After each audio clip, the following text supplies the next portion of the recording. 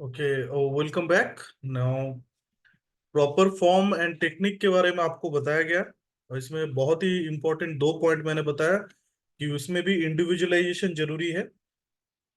हर एक इंडिविजुअल का body structure, muscle structure, orientation of muscle fibres different है। Height अलग है, मेल फीमेल में भी बॉडी में डिफरेंस है। तो अभी जब भी एक्सरसाइज चार्ट आप प्रिपेयर करो या एक्सरसाइज जब करवा रहे हो, तो प्रॉपर फॉर्म का मतलब ये है कि जिस मसल के लिए मैं एक्सरसाइज करवा रहा हूँ वो मसल टारगेटेड होना चाहिए, उसमें इफेक्ट ज्यादा आना चाहिए। बहुत सारे लोग बेंच प्रेस करते हैं लेकिन उसका ट्राइसेप ज्यादा इन्वॉल्व हो जाता है। ट्राइसेप इन्वॉल्व होने की वजह से ट्राइसेप टाइट हो जाता है, बेंच प्रेस नहीं कर रहा, मतलब फॉर्म में प्रॉब्लम है।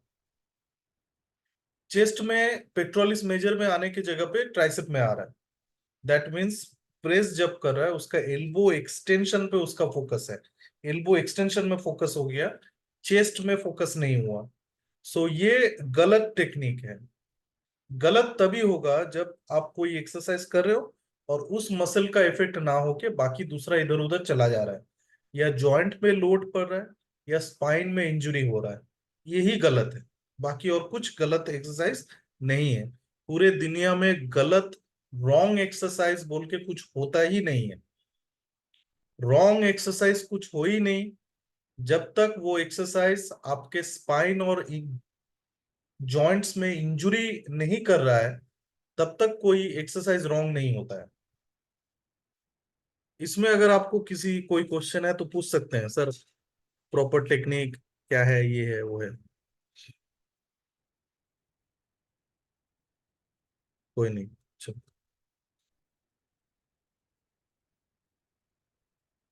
अभी नेक्स्ट 6 नंबर प्रिंसिपल है, जो प्रिंसिपल ऑफ फ्रीक्वेंसी। मतलब हम लोग कितना दिन एक्सरसाइज करवाएंगे, ये भी थोड़ा डिफरेंट है। एथलीट्स या स्पोर्ट्समैन जो लोग होते हैं उन लोग को डेली एक्सरसाइज की जरूरत होता है। ऐसे कोई रनर है, मैराथन रनर है या रनर है, तो आप देखेंगे कि डेली सुबह मॉर्निंग को उठ के वो 6 बजे या 5 बजे से दौड़ने जाता है। That means he needs daily practice. अगर कोई क्रिकेटर है, आप उसको फ्रीक्वेंटली देखेंगे, एवरी डे वो क्रिकेट प्रैक्टिस करता है। लेकिन अगर कोई बॉडी बिल्डर है तो आप नहीं देखेंगे कि every day he doing exercises, because muscle hypertrophy उनका टारगेट है, जहां पे रेस्ट 42 से 72 आवर्स बहुत ही जरूरी है एक मसल के बीच में, या एक set of group of muscle के बीच में रेस्ट देना। जहां पे एथलीट्स हैं उन लोग को मसल हाइपरट्रॉफी में नहीं, उसको मसल एंड्योरेंस में इंटरेस्ट है। तो उसका डेली रूटीन हो सकता है एक्सरसाइजेस। किसी वेट लॉस का क्लाइंट आप हफ्ते में 5 दिन करवाएंगे, 7 दिन नहीं, क्योंकि 2 दिन उसको मिनिमम रेस्ट चाहिए, कंप्लीट रेस्ट। किसी वेट गेन का क्लाइंट है तो उनको 3 दिन आप एक्सरसाइज करवाइए, 3 दिन 4 दिन आप उसको रेस्ट दे दीजिए, तो उसका रिजल्ट जो है ज्यादा अच्छा आएगा। तो फ्रीक्वेंसी हम लोग ऐसे डिसाइड करते हैं कि गोल ऑफ फिटनेस क्या है। वेट कम करना, वेट बढ़ाना, फिट रहना, एथलेटिक करना है, मसल हाइपरट्रॉफी करना है। इसीलिए हम लोग frequency Monday, Tuesday, Thursday, Wednesday अगर एक ग्रुप का एक्सरसाइज करवाते हैं संडे को, तो मंडे उस ग्रुप का नहीं करवाएंगे, दूसरा ग्रुप का करवाएंगे। बाइसेप ट्राइसेप अगर एक दिन करवा दिया आपने, तो बाइसेप ट्राइसेप के ऊपर लोड पड़ता है, ऐसा एक्सरसाइज नेक्स्ट दिन में हम लोग नहीं कराएंगे। अगर आपने चेस्ट एंड बैक करवाया है तो नेक्स्ट दिन फिर से चेस्ट एंड बैक नहीं करवाएंगे। हो सकता है कि मैं कोर का कराऊं, ग्लूट्स का कराऊं, या पैर का कराऊं, या बाइसेप का कराऊं, या ट्राइसेप का कराऊं, लैट्स का मैं नहीं कराऊंगा। सो ये रेस्ट जो है फ्रीक्वेंसी में, ये रेस्ट देना जरूरी है एक मसल को रिकवर करने के लिए। मिनिमम 24 आवर्स टू 78 आवर्स हम लोग रेस्ट देंगे मसल एक ग्रुप को, टू रिकवर। सो इससे हम लोग मसल एक्सरसाइज के फ्रीक्वेंसी डिसाइड करते हैं। और कोई अगर एथलीट है, कोई स्पोर्ट्समैन है, अगर पर्टिकुलर स्पोर्ट्स में इन्वॉल्व है, तो वो डेली प्रैक्टिस करता है। अगर जितना डेली प्रैक्टिस करेगा उतना उसका एंड्योरेंस, कोऑर्डिनेशन बढ़ेगा। उसका गोल अलग है, कोऑर्डिनेशन एंड एंड्योरेंस गोल है। अगर आप बॉडी बिल्डिंग करना चाहते हो तो हाइपरट्रॉफी आपका गोल है।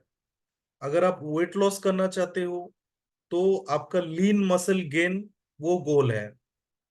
अगर आप वेट गेन करना चाहते हो उसमें भी लीन मसल गेन वो आपका टारगेट है। तो इसीलिए फ्रीक्वेंसी हर इंसान का गोल के ऊपर डिपेंड करके डिसाइड किया जाता है। Type of sports, type of goal. Okay. And also nowadays lifestyle factors जो है वो भी इंपॉर्टेंट हो गया कि भाई वो हफ्ते में कितना दिन काम करता है, कितना दिन बाहर पार्टी करता है, ट्रैवल में कितना दिन रहता है, उसके हिसाब से भी हम लोग डिसाइड कर सकते हैं। एक आपका क्लाइंट पकड़ लो हफ्ते में 3 दिन ट्रैवलिंग करता है और 3 दिन घर पे रहता है, तो वो उसका ऑल्टरनेटिव डे आप नहीं कर पाएंगे। उसको 3 दिन कंटिन्यूअसली एक्सरसाइज करा है डिफरेंट डिफरेंट पार्ट का, और 3 दिन जब वो ट्रैवल कर रहा है तब वो कंप्लीटली रेस्ट में है। तो ये डिपेंड भी करता है उसका जॉब टाइप, उसका ट्रैवलिंग टाइम, ये सारे चीज के ऊपर डिपेंड करके हम लोग फ्रीक्वेंसी डिसाइड करते हैं एक्सरसाइज का। और एक काफी इंपॉर्टेंट पॉइंट है जिसको हम लोग पीरियोडाइजेशन बोलते हैं।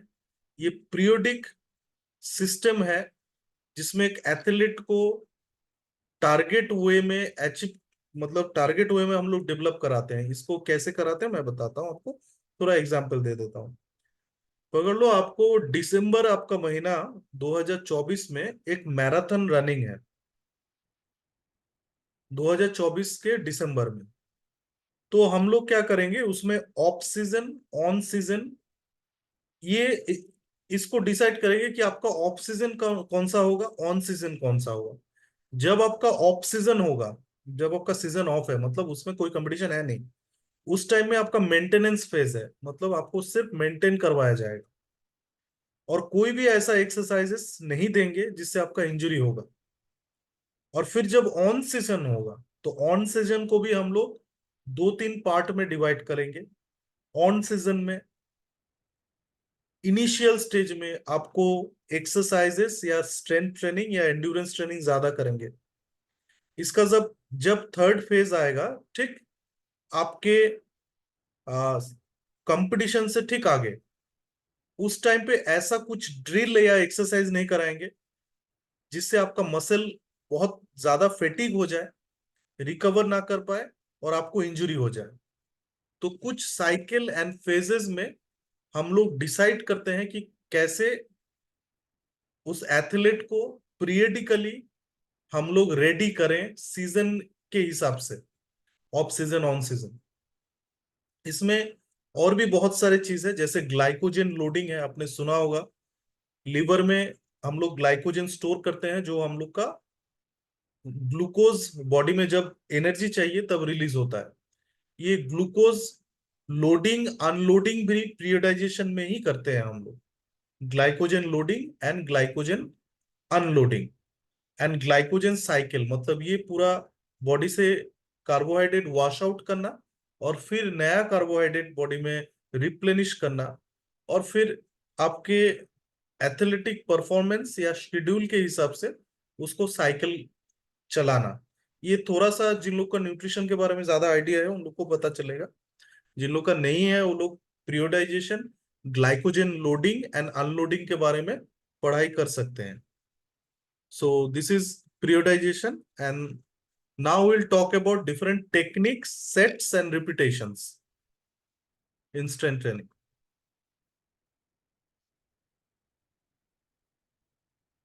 पहला नंबर इसमें है स्ट्रेट सेट, सीधा सीधा सेट, सबसे सिंपल, सबसे बेसिक एक्सरसाइजेस। कोई इसमें ज्यादा सोचने की जरूरत नहीं है। आपको सिंपली रिपीटेशन करना है। कोई भी जॉइंट का, अगर बाइसेप कर्ल कर रहे हो बाइसेप कर्ल, हैमर कर्ल कर रहे हो हैमर कर्ल, सिर्फ आपको ध्यान रखना है कि आपका रेंज जो है वो फुल रेंज में आप एक्सरसाइज कर रहे हो। सिंपल जो आपको वेट लगेगा आपके लिए केपेबल है, 12 रिपीटेशन, 8 से 12 रिपीटेशन के लिए वो सिंपल आप उठाइए, 3 सेट कीजिए।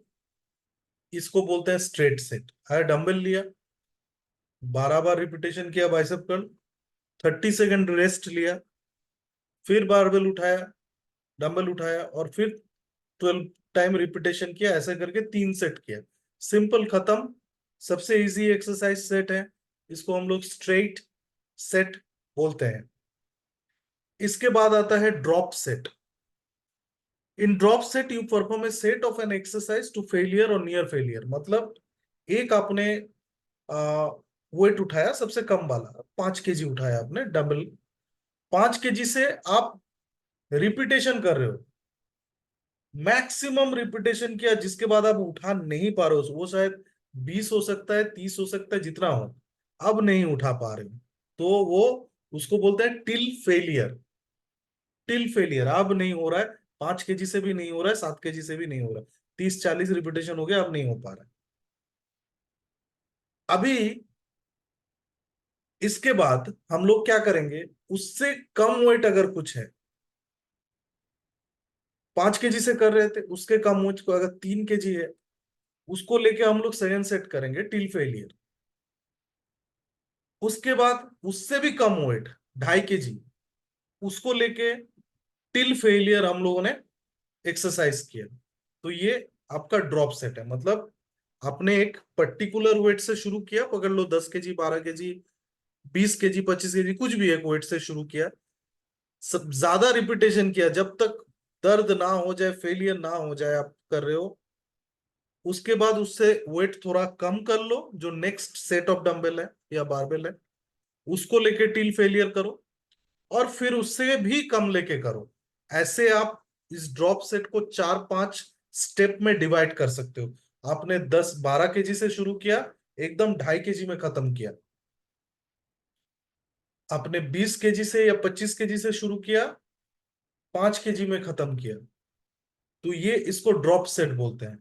ठीक है, ये बारबेल, डंबल या कोई भी मशीन में आप कोई भी एक्सरसाइज कर रहे हो, ये ड्रॉप सेट कर सकते हो। इससे आपका मसल हाइपरट्रॉफी जो है, मतलब मसल का साइज बढ़ना जो है, वो एनहेंस होता है। रिसर्च में पाया गया है कि इससे एनहेंस हो सकता है। Okay, any question about drop set? Sir drop seat जो नो सर। करेंगे, ड्रॉप, ड्रॉप सीट जो करेंगे, ड्रॉप सीट ये कितना, मतलब कितना सर, 3 सेट्स करेंगे, जितना रिपीटेशन मार सकते हैं हम? जब तक ये टिल फेलियर है, इसमें कोई रिपीटेशन डिफाइंड नहीं है। टिल फेलियर मतलब आपके हाथ अब नहीं हो पाएगा आपसे। तो आप दुख जाता है। 10 केजी लेके ही कर रहे हो, लेकिन 20, 25, 30 हो गया है, अब रिपीटेशन काउंट नहीं करना है यहाँ पे। ओके। तब तक करना है जब तक नहीं मसल सर, टाइट इसमें है, अब लग रहा है कि नहीं हो पाएगा हाथ से, डंबल गिर जाएगा, दैट इज कॉल्ड टिल वो फेलियर। सर वो सर सिर्फ जो कोई भी एक्सरसाइज में ना, कोई भी लेग का हो, एक्सरसाइज में ये कर शोल्डर। सकते हैं आप, ओके सर। कोई भी स्ट्रेंथ ट्रेनिंग में आप सर कर सकते सेट कितना होगा? हैं। सुनाई नहीं दिया तो मुझे। जो भी आपका सर ड्रॉप सेट है, सर ड्रॉप सेट में हम लोग कितना सेट दे सकते हैं उसको? 3, 4, 2, 3, 4, 5, 5? 5, इसके बाद आपका होगा भी नहीं। तीन, तीन बहुत मुश्किल से होता है। 4 और 5 जी। जो है वो बहुत ही एक्सपर्ट लेवल में आप कर पाएंगे। 3 जो सेट है वो स्टैंडर्ड सेट है, 3 सेट। 4-5 थोड़ा आप एडवांस में जाओगे तो आप 4-5 कर पाओगे, नहीं तो नहीं कर पाओगे। 4-5 करने के लिए आपको सेट रेडी करके रखना है, डंबल्स आपके सामने रहना है, क्योंकि 30 सेकंड के बीच से ज्यादा आपको गैप नहीं देना है बीच में, सेट के बीच में। तो और sir only 30 second? 12.5 KG, 10 KG, 7.5 KG, ये रेडी होना चाहिए आपके सामने, ताकि आप इमीडिएट तीस ओके। सेकंड पे फेलियर हो जाए, 30 सेकंड रेस्ट ले, आप फिर कम वेट से फिर शुरू करें। मतलब ज्यादा लाइट लेना नहीं चाहिए, ज्यादा मतलब हेवी लेंगे तो ज्यादा लाइट नहीं लेंगे ना? 4 GB? हाँ, ज्यादा सर लास्ट हेवी कर लेंगे तो साढ़े आपका, 9 GB। बहुत ज्यादा हेवी लेंगे तो अब तो पहले ही सेट खत्म हो जाएगा, नहीं कर पाएंगे।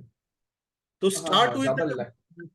Medium range of weight. अगर आप, आपके बाइसेप फेमिलियर है 20 केजी लेके एक्सरसाइज करने के लिए, तो इट इज रिकमेंडेड कि आप उसका 65 to 70% ऑफ वेट लेके शुरू कीजिए। मतलब 12.5 केजी या 15 kg मैक्सिमम लेके आप शुरू कर सकते हैं। ठीक है, 20 kg लेके मत शुरू कीजिए, क्योंकि वो आपका मैक्सिमम लिमिट है। Okay sir. ओके,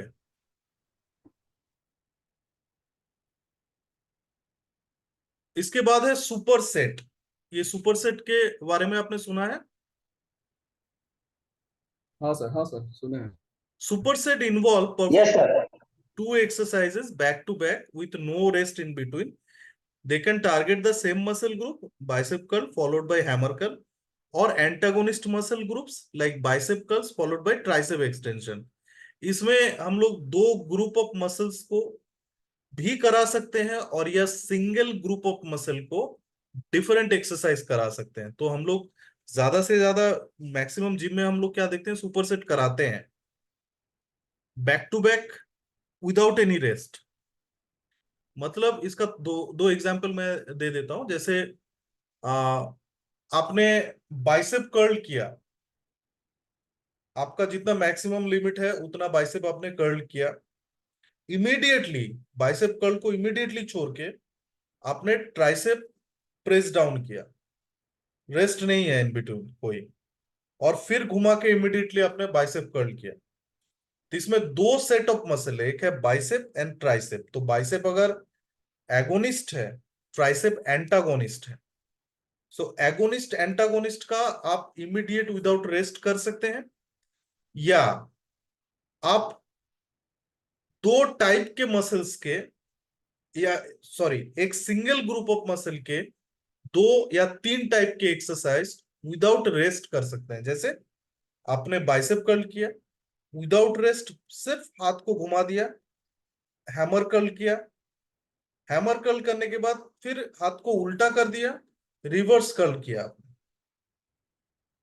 ठीक है, या मिड प्रोन ग्रिप में रिवर्स कर्ल किया। तो इसमें आपका बाइसेप, ब्रेकियोरेडियलिस, ये सारे मसल इन्वॉल्व होगा, जो आपके एल्बो एक्सटेंशन का ही पार्ट है। एल्बो एल्बो एक्सटेंशन का ही पार्ट है। मतलब एक ही साइड के मसल्स को आप एक्सरसाइज करा रहे हैं, लेकिन डिफरेंट टाइप ऑफ एक्सरसाइज करा रहे हैं।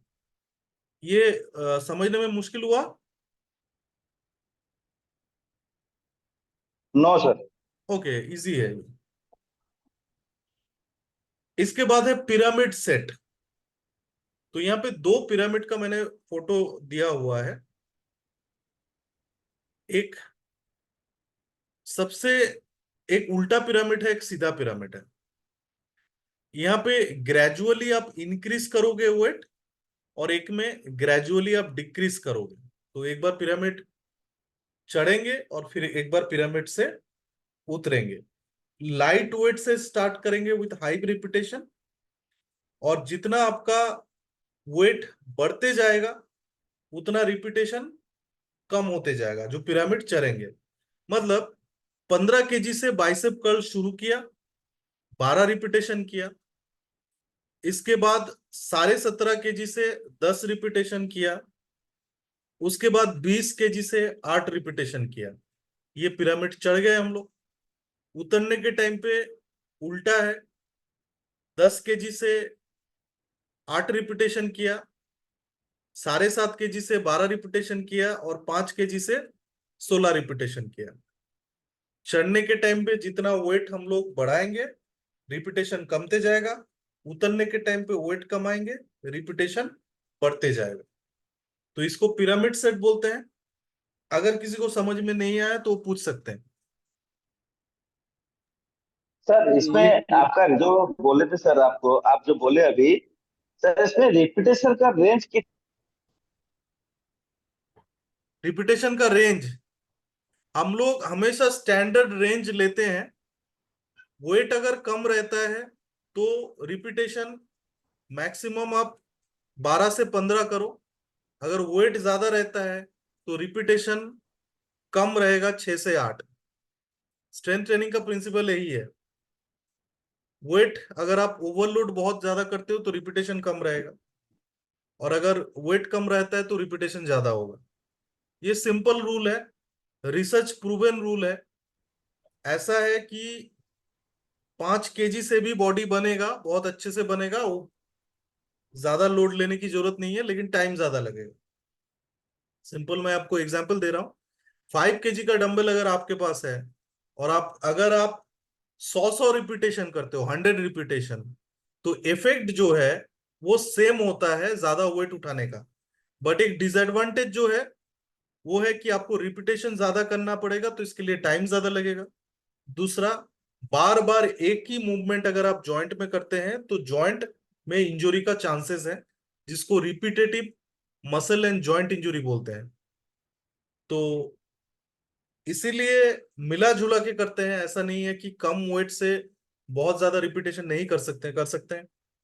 और ज्यादा वेट से तो आपका बॉडी परमिट ही नहीं करेगा ज्यादा रिपीटेशन करने का।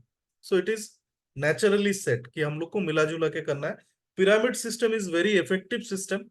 आप क्लाइंट को पिरामिड सिस्टम में एक्सरसाइज करा सकते हो। So it will break the you know monotonous type of lifting and repetition also. Monotonous नहीं होगा एक्सरसाइज।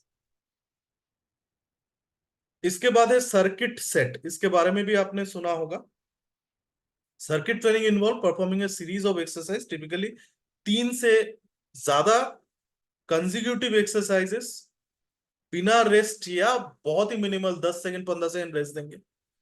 एक ग्रुप ऑफ मसल को एक्सरसाइज कराएंगे, धड़ाधड़ नेक्स्ट एक्सरसाइज में चले जाएंगे, जहां पे डिफरेंट पार्ट होगा। इसमें कोई पर्टिकुलर रूल नहीं है कि एगोनिस्ट एंटागोनिस्ट करना है, चेस्ट या ट्राइसेप करना है, ट्राइसेप एंड बाइसेप करना है, ऐसा कोई रूल नहीं।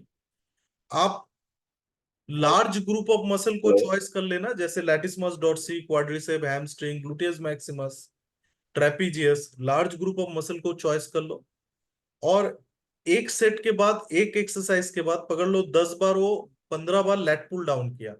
लैट पुल डाउन के बाद इमीडिएटली आप चेंज कर सकते हो लेग एक्सटेंशन में। लेग एक्सटेंशन से आप इमीडिएटली चेंज कर सकते हो आपके ट्रेपीजियस के लिए। शोल्डर के एक्सरसाइज में आप चेंज कर सकते हो, शोल्डर श्रग में आप चेंज कर सकते हो। शोल्डर श्रग आपने करवा लिया रिपीटेशन, तुरंत आप लेग कर्ल में चले जाओ हैमस्ट्रिंग के लिए। तो this is a mix of exercise, जिसमें पर्टिकुलर कोई प्रिंसिपल नहीं है कि आपको बाइसेप के साथ लैट करना है या चेस्ट के साथ बैक करना है, ऐसा कोई रूल नहीं। कोई भी एक्सरसाइज आप मिक्सअप करके करा सकते हो, depending upon the availability of the machine. अगर आपके लैट पुल डाउन है, उसके ठीक नियर में लेग एक्सटेंशन है, उसके बाद में आपका लेग कर्ल है, उसके बाद में आपका शोल्डर श्रग का मशीन है, तो you can make him like circuit के तरफ। और between each set of exercise rest period जो है बहुत कम है। बट ये थोड़ा सा हम लोग क्या करते हैं ना, आदमी अगर 15-20 दिन, 1 महीना जिम में हो जाता है, उसके बाद हम लोग सर्किट ट्रेनिंग कराते हैं, क्योंकि रेस्ट पीरियड बहुत कम है। तो आपके पल्स रेट जो है वो बहुत हाई रहेगा सर्किट ट्रेनिंग में। पल्स रेट सर्किट ट्रेनिंग में हाई रहता है। अभी फिलहाल तो circuit training mix up of strength and cardio training है। मतलब क्या है, आपने बैटल रोप करवाया 5 मिनट, तुरंत आप लैट पुल डाउन करा रहे हो, दोनों में कोई कनेक्शन नहीं है। लैट पुल डाउन कराया, तुरंत आप स्टेप अप करा रहे हो, स्टेप अप हो गया, तुरंत आप स्क्वाट करा रहे हो। So this is mix of aerobic and anaerobic exercise, मतलब strength training and aerobic exercise mix up है। This also comes under circuit training but in new form.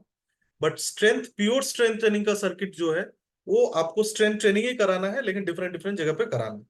I hope you understood.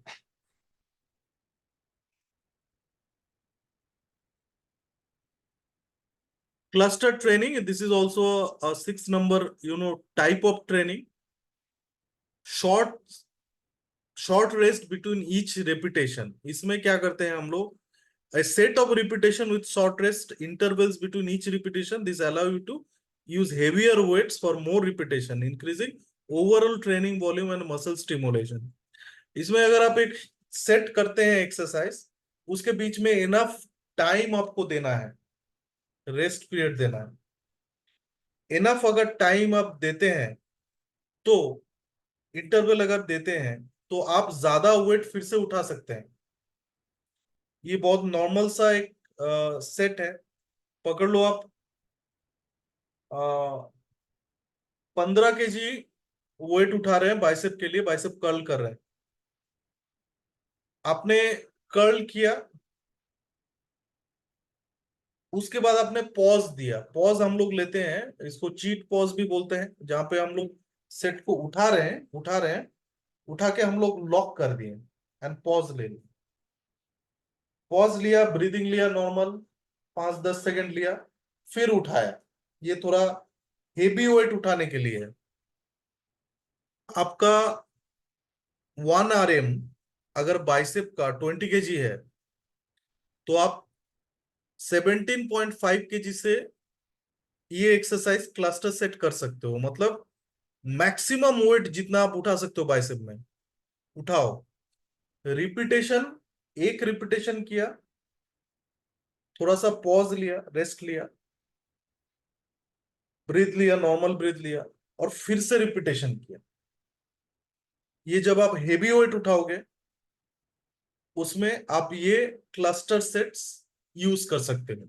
This is good for muscle volume.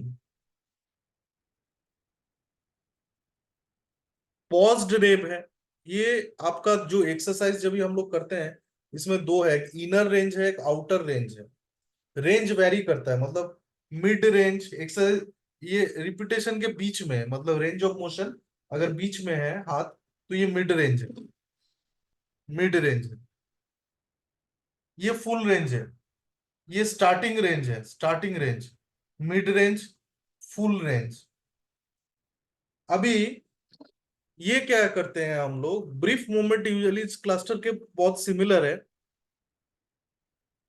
कोई भी एक point में, चाहे वो mid range हो, initial range हो, या एंड रेंज हो, कोई भी एक रेंज से 1 से 3 सेकंड का हम लोग पॉज लेते हैं। मिड रेंज में ले सकते हैं पॉज, मिड रेंज में आके पॉज ले सकते हैं, इनिशियल रेंज में थोड़ा सा उठाने के बाद पॉज ले सकते हैं, एंड रेंज में हम लोग पॉज ले सकते हैं 1 से 3 सेकंड। इससे मसल रिकवरी का टाइम मिलता है। और जब अगर मिड रेंज में करेंगे तो टेंशन बहुत ज्यादा बढ़ेगा। ये आपके one of the effective exercise में पॉज जो रेप्स है ये इफेक्टिव है। आप इसको ट्राई करो। जब आप बाइसेप कर्ल करो तो बीच में मिड में रोको, 1 to 3 सेकंड पॉज रखो, इनहेल एक्सेल करो, फिर एक्सेल करके उसको उठा लो। उतरने के टाइम पे भी वैसे ही करो। नीचे उतार रहे हो जब, मिड रेंज में उसको पॉज करो, नॉर्मल ब्रेथ लो, 1 से 3 सेकंड होल्ड करो, फिर आस्ते आस्ते धीरे धीरे छोड़ दो। सो पॉज्ड रिपीटेशन, इसमें मसल के टेंशन जो है वो मैक्सिमम होता है, चाहे वो कॉन्सेंट्रिक फेज में हो या इसेंट्रिक फेज में हो, दोनों में ही मैक्सिमम टेंशन होगा। और एक टाइप का है रेस्ट पॉज सेट। इसमें आप एक्सरसाइज करते हो टिल फेलियर, जब तक आप एग्जॉस्ट नहीं हो जाओ, मसल एकदम डेड ना हो जाए, टिल फेलियर आप एक्सरसाइज करते हो। उसके बाद 30 सेकेंड को के पॉज लेते हो, रेस्ट लेते हो, पकड़ के वेट को, and then again till failure exercise करते हो। मतलब एकदम करे जा रहा हूं, करे जाऊं, 30-35 रिपीटेशन हो गया मैक्सिमम है, फेलियर हो गया हूं मैं, अभी मैं पॉज ले लेता हूं। पॉज ले लिया, चुपचाप इनहेल एक्सेल कर रहा हूं, 30 सेकेंड काउंट किया, पॉज हो गया मेरा, and then again till failure कर रहा हूं। So this is rest pause set. I hope you understood the type. I'm uploading this study material right now, so you can go through. ये मैं अभी अपलोड कर दूंगा कि आप बाद में पढ़ पाओ, और ये रिकॉर्डिंग भी हो गया है, सो ये रिकॉर्डिंग भी मैं अपलोड कर दूंगा। Okay, if anybody is having any questions, आप डायरेक्टली मुझे चैट बॉक्स में या एनआईएफएस का एप्लीकेशन में या व्हाट्सएप में मुझे भेज सकते हैं। Thank you very much, have a wonderful weekend and good night, take care, bye bye. नहीं sir. Bye bye bye sir. Bye.